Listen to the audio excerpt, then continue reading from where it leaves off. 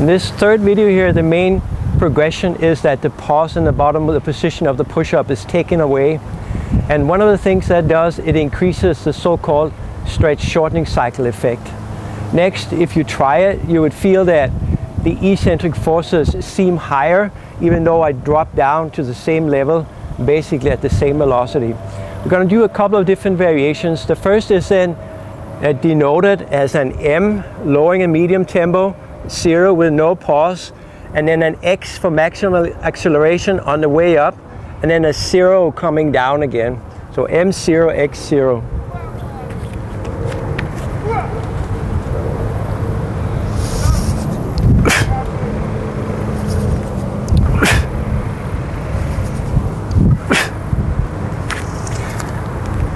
We can take this one step further and get even more eccentric loading by increasing the eccentric tempo to an I.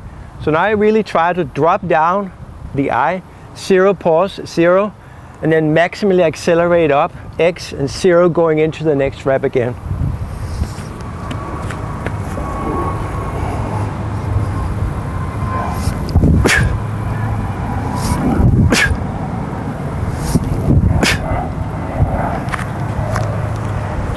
There is one version of this, and this is what legendary Bill Kazmaier on a video has called the sewing machine tempo, which basically is the same tempo, but the pause between each repetition become almost non-existent.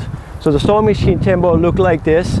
Make sure you have good elbows and good shoulders before you try this, because it's demanding.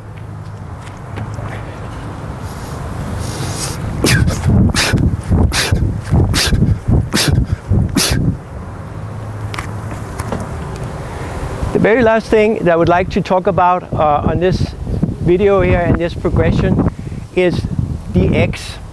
The instruction for the X is maximally accelerate through the range of motion, and it has to be interpreted carefully. It's just not one acceleration in the bottom. It's one acceleration in the bottom, and then for each moment that you can perceive it, keep accelerating. So when the client has first been introduced to maximally accelerate through the range of motion, then you can try and ask them, how many accelerations, points of acceleration can you feel before the movement is complete? I'm just going to try to show one rep of that.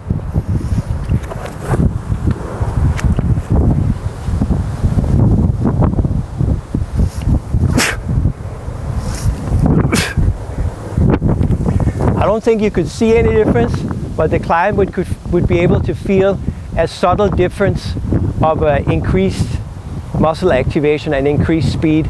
And this way of focusing during the X is also one of the techniques that we teach in our I Am Strong course, which is all about how to focus when you lift or move in order to increase the training stimulus without adding training time.